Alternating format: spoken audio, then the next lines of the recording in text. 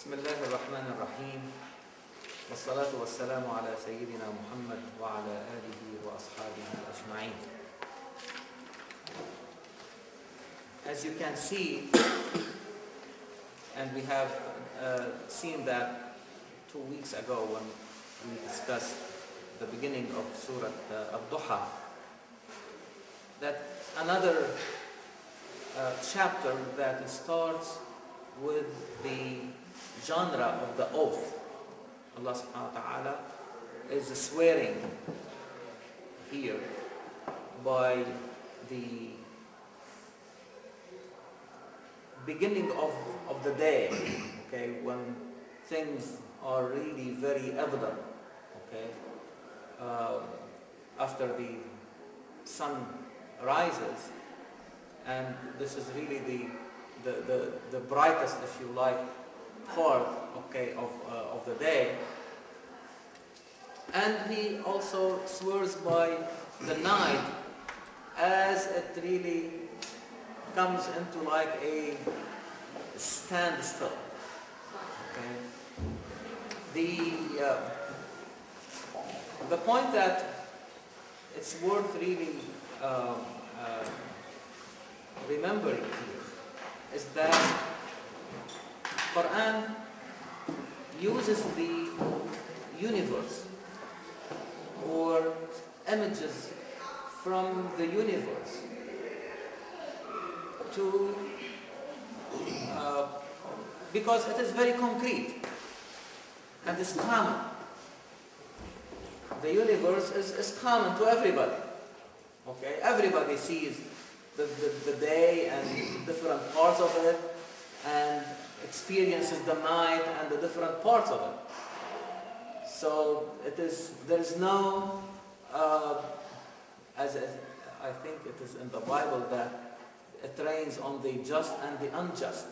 The universe treats everybody in the same way.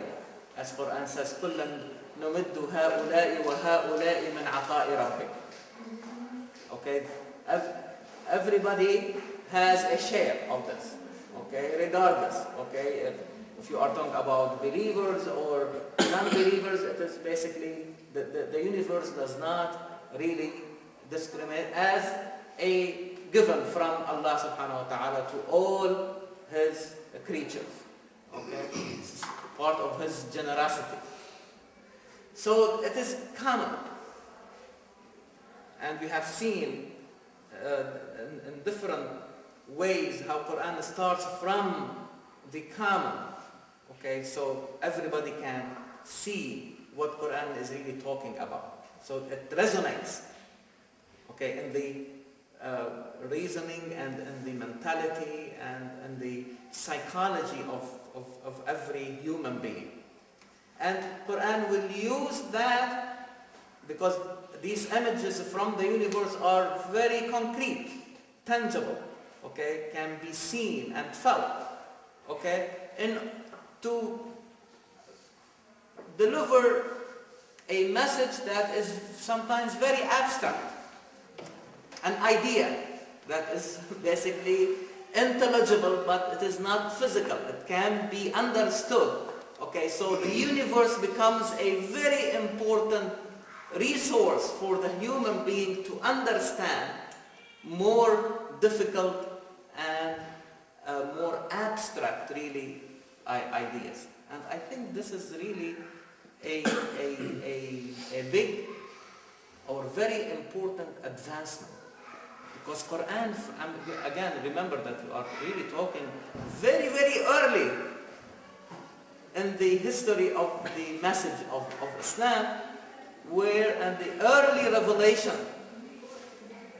as Iqbal really made the same really inference, that Quran from the beginning was anti-classical. Anti-classical in reference to classical Aristotelian, if you like, Greek thinking, which was based on logic and speculative thinking. Now we see that Quran emphasizes the observable reality, the universe itself, as a source of knowledge, okay, that helps the human being prove or prove certain really ideas or concepts. The same way today, okay, if I tell you this medicine works, you tell me, show me the clinical trials that you have done that show that this medication really works. Is that right? Which means that I need something from the universe to validate what you are really proposing here.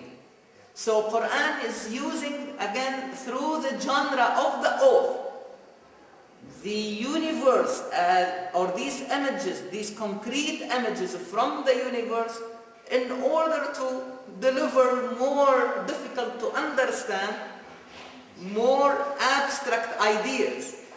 As Quran is saying, don't fall into the evidence and be taken by it, okay, and take it for granted.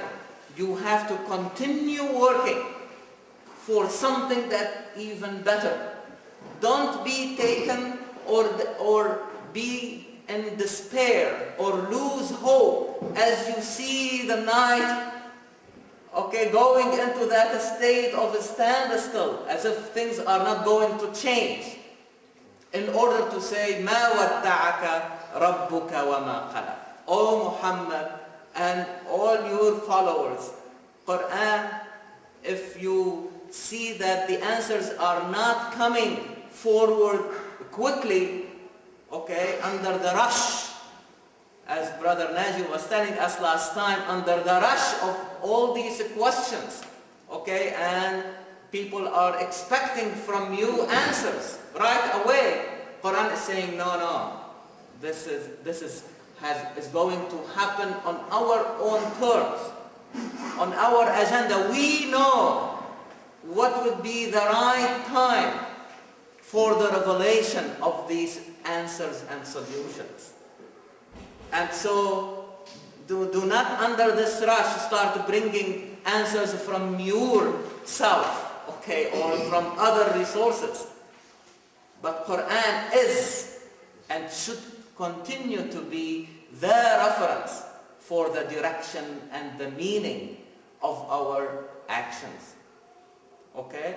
And so the work should continue in either case, okay, and waiting for these answers, okay, or if you have this feeling that there may be delay or no answer right away, should not be a reason to think that you are abandoned or we have said farewell to you or goodbye, there is no connection with you. No.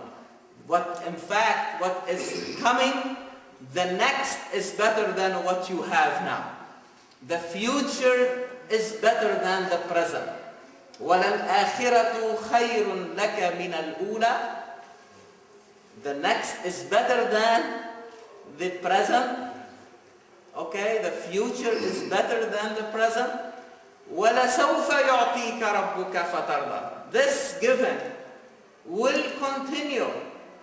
Okay, and Quran here is using the distant future. So to include the distant future, not only the immediate, but also the distant future. This giving will continue into that future. And to the point that you will be satisfied with the giving from Allah subhanahu wa ta'ala. So do not lose hope. And today we see it. We feel it. That either coming from inside, from what we have really internalized and what type of package we have really accumulated over the years, or what others are trying to